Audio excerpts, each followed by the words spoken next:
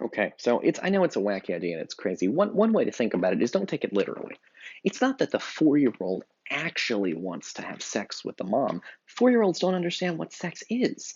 But the point is that the kid, Freud's idea, and it's just think about it like a story that maybe you don't want to think about, but maybe sometimes is useful to remember exists because it can explain certain situations. So, for example, mother-in-laws and daughter-in-laws often don't get along because the mother-in-law feels replaced by the daughter-in-law. You may know mothers, for example, who have recipes that the son loves, but they won't share the recipes. Well, why the fuck not?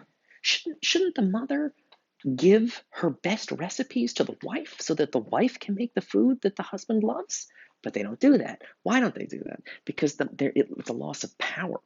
If the mother gives her recipes to the wife, what reason does the kid have to come home? So this idea of competing um, it's like a competition almost in terms of like taking care of people. Um, and for Freud, like the relationship between like mother and son is this like it's so close and sort of almost magical because again they shared a body for 9 months, and so for Freud, men are searching for a like to be whole, to be fulfilled, and that fulfillment that in the back of their head, where did they get that idea of fulfillment from? They got it from the mom, and so that women are a replacement for the mother, and then you get into a whole thing where do you know people who have men who have wives who are just like their moms? We can keep doing this for a million years. Or do they hate their mom and so they marry women that are the opposite of the mom? Um, the dad also sets patterns. If the dad is a big authority figure and they hate the dad, they're going to hate all authority figures, cops, people in the military. If they love their father and try to obey their father, they might be more likely to obey orders from the government or from the. This is Freud's idea.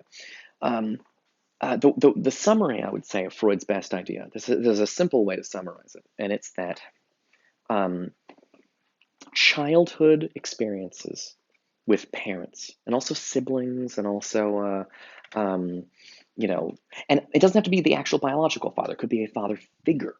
Um, that these childhood relationships with siblings, with the mother, with the father, set patterns that teach children who and how to love and hate on repeat forever.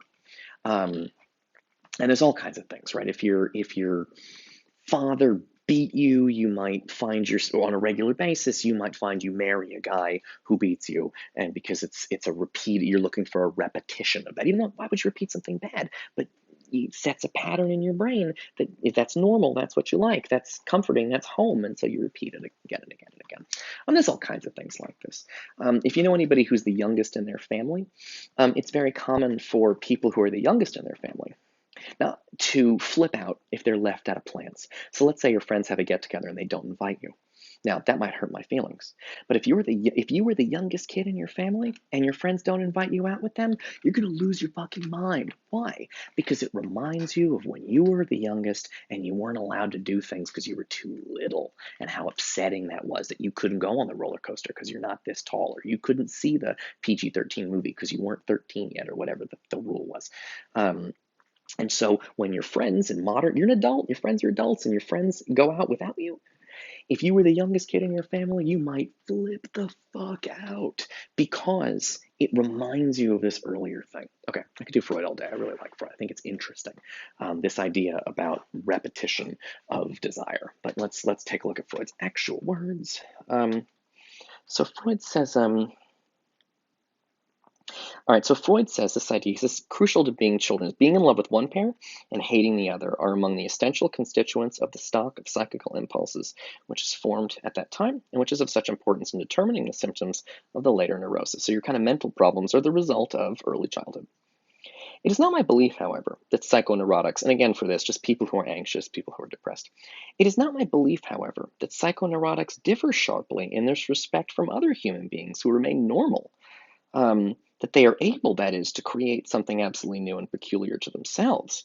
It is far more possible, and this is confirmed by occasional observations on normal children, that they are only distinguished by exhibiting a magnified scale feelings of love and hatred toward their parents, which occur less obviously and less intensely in the minds of most children. So Freud, a lot of people, when they sort of ignore Freud because they think, well, Freud's just talking about crazy people and I'm not crazy. But for Freud, everybody's a little bit crazy. There are people who are more crazy and people who are less crazy, but everybody's a little crazy. In his sense, psychoneurotic or whatever. Crazy is not really a good word to use to describe that, but everyone has sort of mental problems. Now, if your mental problems get too intense, then you really need help. But everybody's got micro versions of the same problems that affect people. Like some people have anxiety that's so bad they have to go to therapy and do all these training. But everybody has a little bit of anxiety, and there's stuff like that everybody's a little bit ill. This is one of Freud's most brilliant ideas, is that everybody in society is a little bit ill. Because being in society, meaning having to follow all of these rules that you didn't make up, um, means that you can't do what you want to do. You have to repress your desires. So you can't do whatever you want to do all the time. So somebody cuts you off in traffic, you may be like, I'm going to beat the shit out of that guy, but you don't because you're not supposed to because of society. And so for Freud, being a member in society, you have to repress your animal urges. And that means, and everybody has to do that, which means everybody is a little bit sick. Now, you could just do whatever you wanted to all the time, but then you would be exiled from society, and that's not good either. So there's no way to win this. But for Freud, everybody's a little bit sick. Everybody has a little bit of these mental problems and something. The point is, when you see a crazy person, don't go, "Oh shit, they're crazy." Whatever they're experiencing, you're experiencing at least a little bit. Okay. Um, all right. So he says that being in love with one parent and hating the other are among the essential constituents of the stock of psychical impulses which is formed at the time and is in such important in determining the symptoms of later neurosis. So his theory is that hating one parent and loving another is a key thing. And then he goes to this, and this is where things get interesting for our class. This discovery is confirmed by a legend that has come down to us from classical antiquity.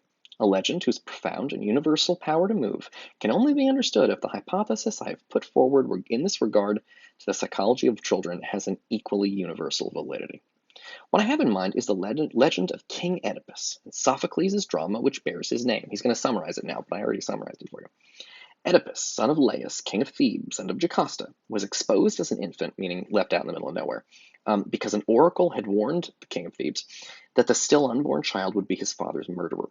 That child was rescued and grew up as a prince in an alien court, meaning like another city, until, in doubt as to his origin, he questioned the oracle and was warned to avoid his home since he was destined to murder his father and take his mother in marriage.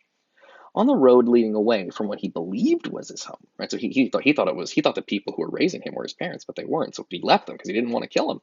He didn't want to kill his dad or what he thought was his dad. On the road leading away from what he believed to be his home, he met King Laius and slew him in a sudden quarrel. He came next to Thebes, that's the city that the king was king of, and solved the riddle of the Sphinx, who barred the way. Out of gratitude, the Thebans made him the king and gave him Jocasta's hand in marriage. He reigned long and in peace and honor, and she, who unknown to him was his mother, bore him 2 sons and 2 daughters. Then at last a plague broke out, and Thebans made inquiry once more of the oracle. It is at this point that Sophocles' tragedy opens. The messengers bring back the reply, the plague will cease when the murder of Laius has been driven from the land. So Oedipus decides he's going to go, figure out who killed the king, and then it turns out, oh shit, it was him, and also he married his mom. Okay, so I'm gonna keep it. All right. So I guess what I want to say here is Freud's claim here is pretty dramatic. Freud says he's got a theory, a crazy theory that everybody thinks is nuts, which is that kids want to kill their dads and marry their moms. And everybody goes, that's crazy. Little kids don't want to fuck their moms and kill their dads. They're little children. That's nuts. You're crazy. And Freud says, look at the story of Oedipus. People have loved the story of Oedipus for thousands of years. Why? You're talking about the audience. Why does the audience come back to this play again and again and again, century after century after century for 2,000 years? And Freud says, the reason is because I'm right. And human beings want to kill their dads and fuck their moms. And that's why they want to see this play. Because, and this is here now, here's the key thing for our class, because the play gives them the psychological thing that they don't even know that they want. Okay, I'll see you in the next video.